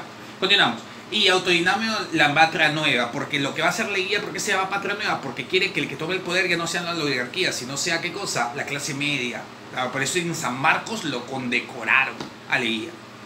Pero así, como todo sube, todo lo que sube, tiene que bajar. Ya, eso pasó con Leguía porque acabó mal, su casa la agarraron, la gente entró, hasta se llevaban el calzón de sus hijas, hay un montón de fotos donde la gente saquea la casa de Leguía. Bueno, se promulgó una nueva constitución, la constitución de 1920, que consagró la educación secundaria gratuita. No, la educación secundaria gratuita no era consagrada. En esta época había un debate, el famoso debate de Deusto Villarán, sobre la educación técnica, la educación productiva, la educación en valores, todo eso, pero todavía no se había declarado la educación secundaria gratuita, así es que nada que ver. ¿Legalizó el APRA y el Partido Socialista? No, en este periodo es donde aparecen esos partidos de masa, tanto el APRA en México, que vuelve el Partido Aprista en el Perú, y también el Partido Socialista con Mariátegui. No sé qué legalizó. Estableció el voto femenino obligatorio. No, eso lo hizo tu tío. Podría, claro, el 8, el ochenio de hoy. Estableció el mandato presidencial de 5 años. Claro, Leguía es el que hace un cambio. ¿Te das cuenta que antes de Leguía los presidentes eran 4 años? Pero a partir de Leguía ya eran 5. Prohibió la reelección presidencial tampoco. La clave, ¿cuál sería? Dilo. No te olvides que a partir de Leguía ya los presidentes ya no son de 4 años, como pasa en Estados Unidos todavía, sino los presidentes son 5 años. Bien. Continuamos. Siguiente cuadrito, Perú. Oh, ¿qué es esto? Ahí está. Estamos aprendiendo, gente, muy bien. Ahí está. Aquí está. Sí, vamos a agrandarlo acá para que no se vaya tu ojo. A ver. Sigamos. 188, nene, 188. El gobierno golpista, ¿cuántos gobiernos golpistas hemos tenido? Cerró el Congreso indefinidamente y las oficinas del Poder Judicial por más de 20 días. Varios periodistas, políticos y dirigentes sindicales fueron detenidos o secuestrados por los militares. ¿Acá? O archivos los archivos del Palacio de Justicia y del Ministerio Público que contenían información confidencial fueron confiscados y retirados a un lugar secreto, del cual jamás volvieron a aparecer. La oposición protestó, se achoró. La oposición, en esa época la oposición era brava. Estaba el APRA, estaba los partidos de izquierda, bien, inclusive Acción Popular, toda la agendita. Era una consecuencia directa de las comprometedoras revelaciones hechas por Susana Higuchi. Pues Susana Higuchi, la ex esposa de Alberto Kenya Fujimori, la esposa de Fujimori, quien había acusado a sus parientes políticos de irregularidades administrativas y de corrupción. En sí el golpe no fue por eso, el golpe tuvo muchas causas, fue una cosa multicausal. Esto pertenece a la historia reciente del Perú y ahora ya podemos conocer qué cosa pasó en el golpe. Hay un montón de archivos en internet, pero sí te cuento algo, que al día siguiente del golpe la gente, Fujimori salió a las calles y la gente estaba contenta con él, la aplaudía. Es más, gozaba de un más de 80% de popularidad. Si Fujimori tal vez en 95 se hubiese quitado, de repente estaríamos hablando del mejor presidente del Perú de todos los tiempos. Le estoy hablando hasta el 95, porque luego se descubrió todas las cochinadas, porque como pasa todo en la vida, las cochinadas lo descubres después. En ese momento, cuando hizo el golpe de Estado el 5 de abril, ¿se acuerdan? Ahí está. Cuando hizo el golpe de Estado, ¿qué cosa sucedió? Sucedió que la gente le apoyó al chino. ¿Y por qué la gente le apoyó al chino Fujimori? Porque estaban cansados y estaban hartos de los políticos tradicionales, claro. Acuérdate que antes de Fujimori estuvimos en Apocalipsis, el peor gobierno de la historia peruana. Y entonces, ¿qué pasó? El chino se veía en esta época, pues nadie sabía lo que se iba a transformar después. En esta época era como el chinito bueno, el nuevo del barrio, el que no es político, que es un ingeniero, es un experto en matemáticas, es un técnico, por eso su frase honradez, tecnología y trabajo. Entonces el chino apareció así, un outsider, apareció de la nada. Entonces, ¿qué sucedió? Hubo muchos, no podemos decir que la consecuencia de que, como Susana descubrió que su hermano Santiago Fujimori, Santiago Fujimori, había hecho problemas de corrupción, en problemas, había donaciones que se habían quedado, cosas así. Eso no fue la causa, ¿entiendes? Fue uno de los errores, pero habían varios. Por ejemplo, el problema que tuvo con el Congreso es otra causa. El problema en la deuda económica, el problema de los demasiados gastos estatales. O sea, ha habido muchas causas para que cuando Fujimori haga el golpe, la gente lo haya aplaudido. ¿Entiendes? Nadie puede hacer un golpe por hacer. Si tú no te retienes el respaldo popular, pues al día siguiente, como a los hermanos Gutiérrez, pues te van a salir y te van a linchar. ¿Entiendes? Y aparte, en esta época ya había hecho su alianza, pues que luego lo vamos a descubrir en el segundo periodo con el tío Vladi, mi tocayo, con Montecitos. Muy bien. Sigamos entonces. A ver, según la lectura se puede afirmar que el gobierno golpista de Fujimori, también ha hecho golpe de estado Velasco, también ha hecho golpe de estado el ejército con Lindley, ¿te acuerdas? Y también con Rodríguez, estamos llenos de golpes. A ver, ¿qué podemos deducir de la lectura? Del gobierno golpista. A ver, que el gobierno de Fujimori eliminó la corrupción de las prácticas de funcionarios, no, pues obviamente que no. Eliminó la autonomía de los poderes del Estado peruano para favorecer la impunidad. Bueno, eso sí hasta el momento es lo que dice el texto, ¿no? Que Fujimori, para evitar la corrupción, hace el golpe de Estado, que ya tú sabes que no es el único motivo. Reconstruyó la actividad democrática de los partidos, para nada, más bien era enemigo de los partidos políticos tradicionales. Ese era su mensaje que le hizo ganar a Vargas Llosa. Defendió la autonomía de los poderes del Estado, no, pues no ves que está controlando los organismos constitucionales autónomos y aparte del Poder Judicial, no pasa nada. Y restituyó el orden político que estableció por la Constitución del 79, para nada. La clave, ¿cuál sería la gente? La B, eliminó la autoridad de los poderes de Estado, queriendo concentrar el poder, para favorecer la impunidad. Bien, sigamos, gente. 189. La relación con las características políticas y económicas del segundo gobierno de Fernando Belaúnde Terry. A ver, recuérdame, decía el gran historiador Coco, si nosotros tenemos acá el gobierno, ¿te acuerdas que Velasco le hizo el golpe a Belaúnde? Se fue a Argentina. Luego a Velasco lo sucede ¿quién? Morales Bermúdez, el famoso Tacnazo.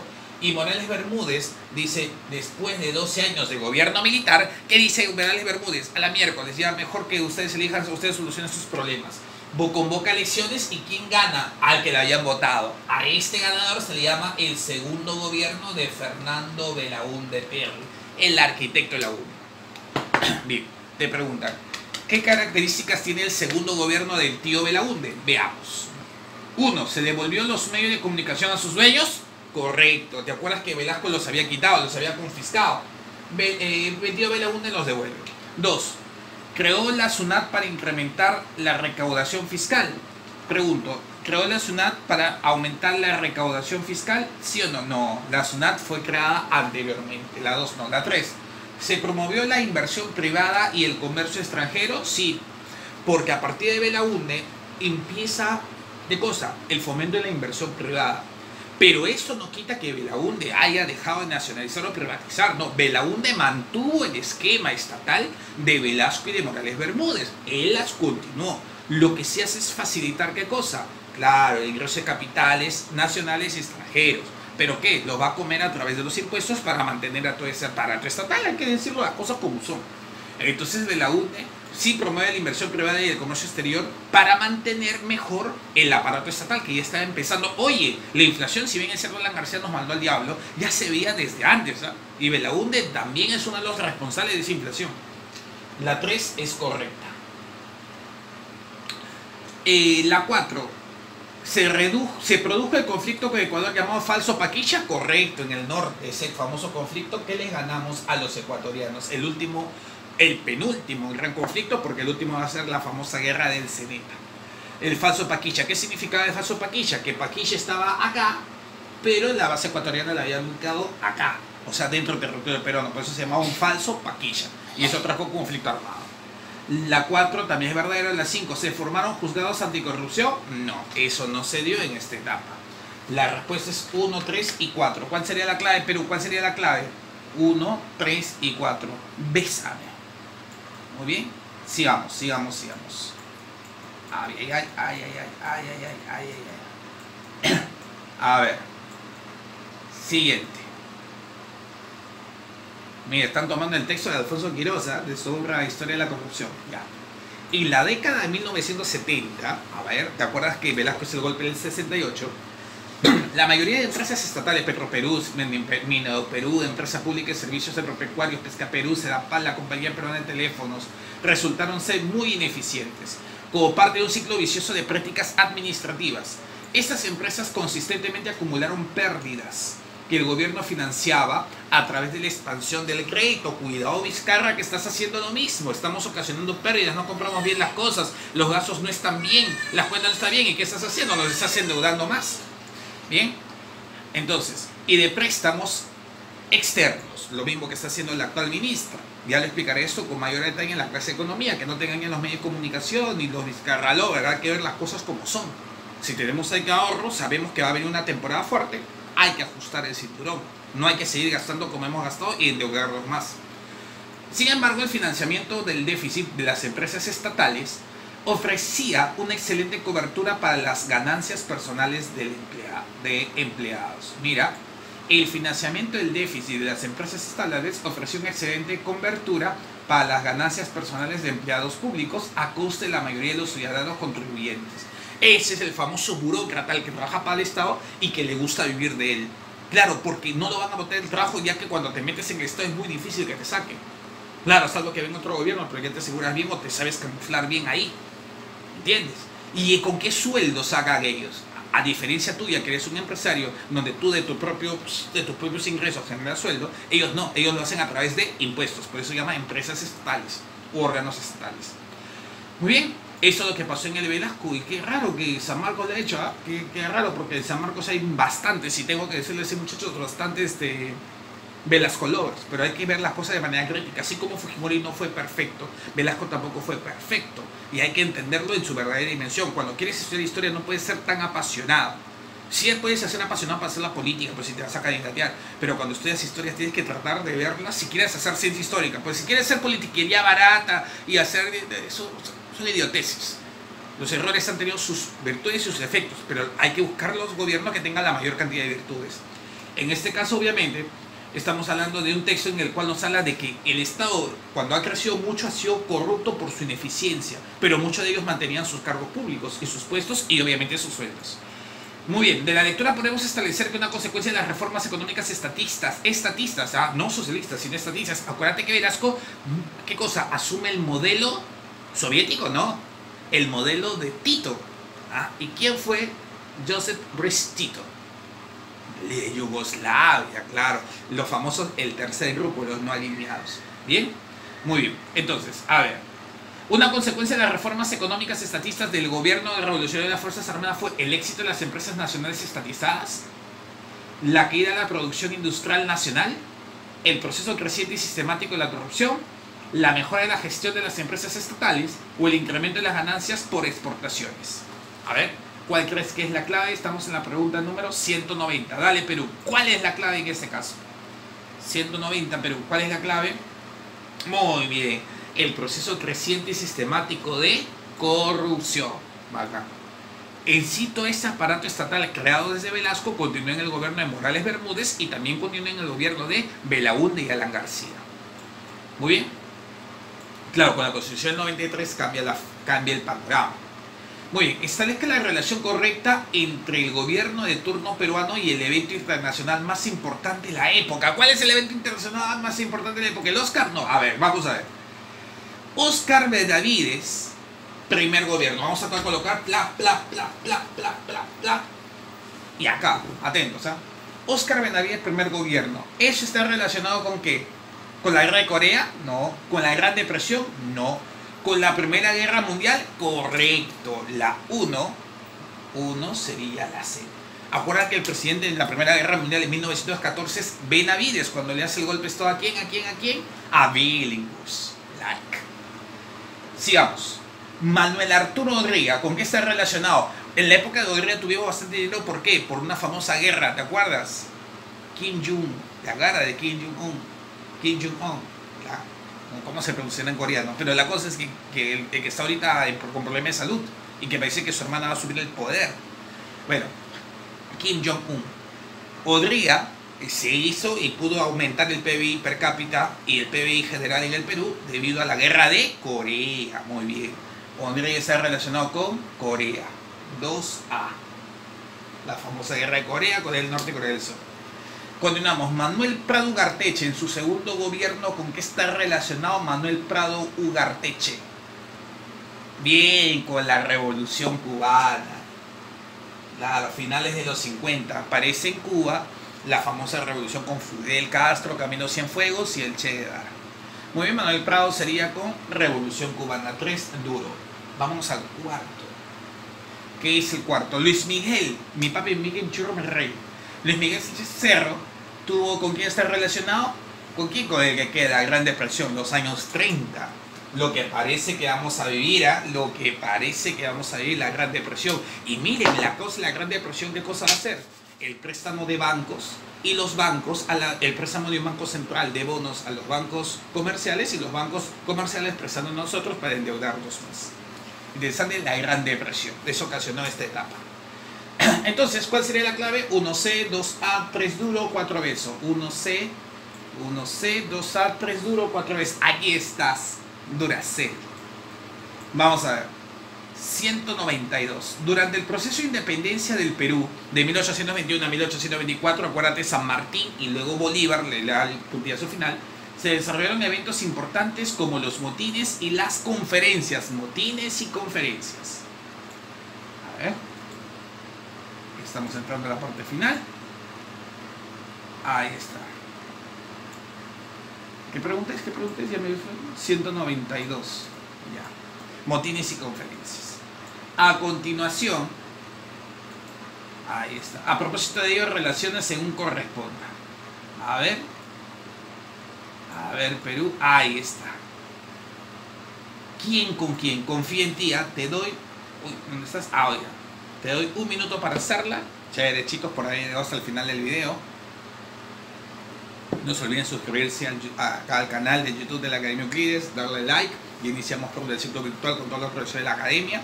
Y también entrar en nuestras redes sociales Instagram, que vamos a empezar las transmisiones en vivo por Instagram y también en Facebook. Like. Bien. Conferencia en Miraflores. ¿Cuál es? ¿Quién se reúne? ¿Quién se reúne? Virrey Pezuela. Muy bien. San Martín con Pezuela le dicen, oye, no hay que pelearnos, hay que tratar de ver bien las cosas, pero no llegan a ningún acuerdo. Conferencia en Miraflores sería 1, Durazno. 2, Perú. 2. Motín de Aznapuquio. El motín de Aznapuquio, ¿cuándo se da? ¿Cuándo se da el motín de Aznapuquio? Cuando los soldados españoles ven que Pezuela no tiene los para solucionar los problemas, el problema del ejército es realista, ¿y qué hacen?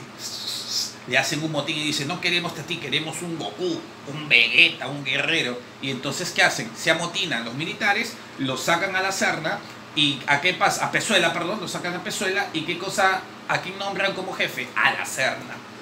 2, eso se llama el motín de Aznapuquio, 2 sería la B. Muy bien, sigamos con la 3. Vamos con la 3. Conferencia de Punchauca. ¿Cuándo es la conferencia de Punchauca? Una vez que la Serna es elegido, se da el encuentro con San Martín otra vez. ¿Para qué? Para que puedan ver este problema, porque San Martín en sí no quería entrar al conflicto. En sí San Martín no tuvo ninguna batalla, en el Perú no. Muy bien, a eso se llama la conferencia de Punchauca. 3A. Y finalmente, 4, Perú, 4. El motín de Valconcillo. Bien, el motín de Valconcillo es cuando la gente no acepta como presidente a De la Mar y a la Junta de Gobierno, y se declara, y el Congreso declara ¿qué cosa? No, ante el pedido de los militares, el Congreso nombra presidente a José de la Riva Güero. Sería la 4C. Muy bien, chicos, vamos a ver las claves. La 4C. ¿Cuál sería? 1D, 2B, 3A, 4C. Clave, enamorado. Bien, acabamos el día de hoy nuestro repaso de historia. No te olvides suscribirte al canal de YouTube, entrar al Instagram para las encuestas del tema que toca y también entrar a nuestro Facebook para estar atento a las transmisiones en vivo que hacemos todas las semanas, 2 transmisiones a 3 transmisiones, ¿ok? Te esperamos.